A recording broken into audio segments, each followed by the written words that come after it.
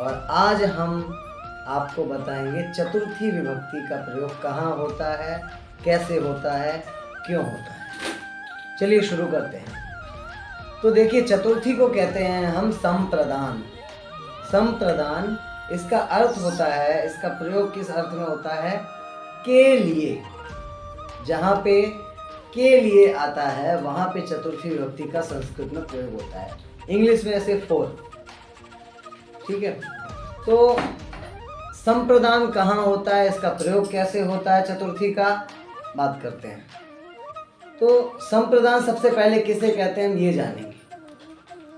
कर्मणा यमभिप्रैति सा संप्रदान, अर्थात जिसके लिए जो दान आदि क्रियाएं की जाएं उसकी संप्रदान संज्ञा होती है। और चतुर्थी संप्रदाने, अर्थात संप्रदान में, संप्रदान कारक में चतुर्थी विभक्ति होती है। जिस प्रकार से धनिकः याचकाय धनम ददाति, अर्थात धनी व्यक्ति याचक को धन देता है या याचक के लिए धन देता है। तो दान आदि क्रियाओं में जिसके लिए ये क्रियाएं की जाती हैं उसमें चतुर्थी विभक्ति का प्रयोग होता है। और बात करते हैं कि चतुर्थी का प्रयोग कहाँ कहाँ होता है। तो नमः स्वस्ति स्वाहा स्वधा लम वसट योगाच्च, अर्थात नमः स्वस्ति स्वाहा स्वधा अलम और वसट, इन शब्दों के साथ चतुर्थी विभक्ति का प्रयोग होता है। जैसे हरये नमः, रामाय नमः, सर्वेभ्यः नमो नमः, ये तो आपने सुना ही होगा। ठीक है, दुर्गायै स्वाहा, अंबिकायै स्वाहा, नारायणाय स्वाहा, इस प्रकार से भी चतुर्थी विभक्ति का प्रयोग हम करते हैं। अच्छा, इस प्रकार से और यदि आगे देखें तो किस विषय में और चतुर्थी विभक्ति का प्रयोग होता है, तो आगे हम देखेंगे कि रुच्यर्थानां प्रीयमाणः, पाणिनि व्याकरण शास्त्र में एक सूत्र है कारक प्रकरण में, रुच्यर्थानां प्रीयमाणः, अर्थात रुच धातु का अर्थ होता है अच्छा लगना।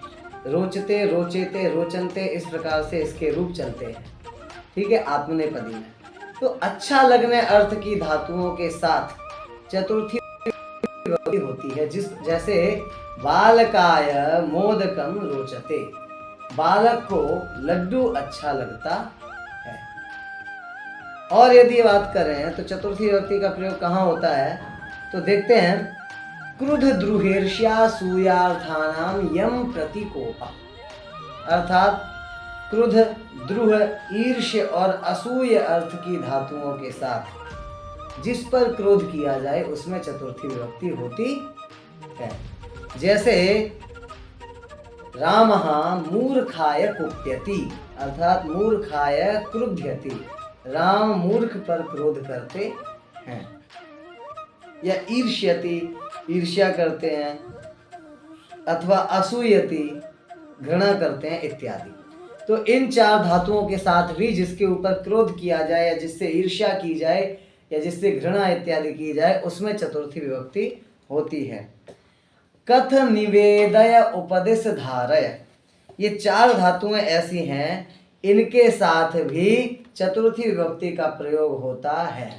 जैसे गुरुः शिष्याय कथयति, चतुर्थी विभक्ति में कैसे रूप चलते हैं? शिष्याय, शिष्याभ्याम, शिष्येभ्यः, रामाय, रामाभ्याम, रामेभ्यः। तो इस प्रकार से इसके रूप चलते हैं चतुर्थी विभक्ति में शब्दों के। तो ये क्या है? अकारांत पुल्लिंग शब्द है। यदि हम आकारांत स्त्रीलिंग शब्द को देखें तो रमायै, रमाभ्याम, रमाभ्यः।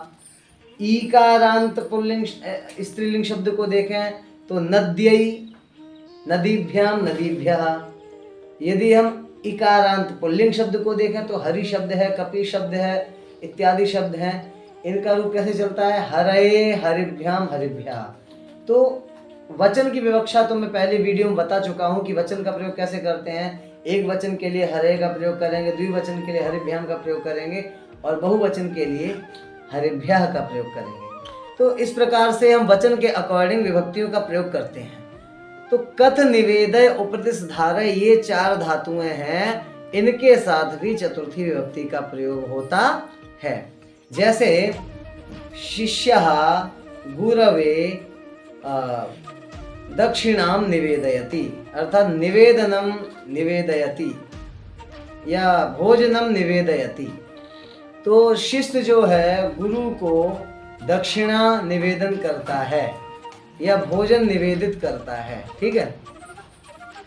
यदि आगे बात करें तो तादर्थ्ये चतुर्थी वाच्य, एक ये सूत्र है, अर्थात जिस प्रयोजन के लिए जो क्रिया होती है उस प्रयोजन में चतुर्थी विभक्ति होती है।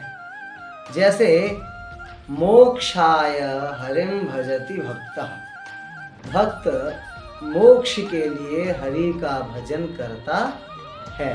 ठीक है।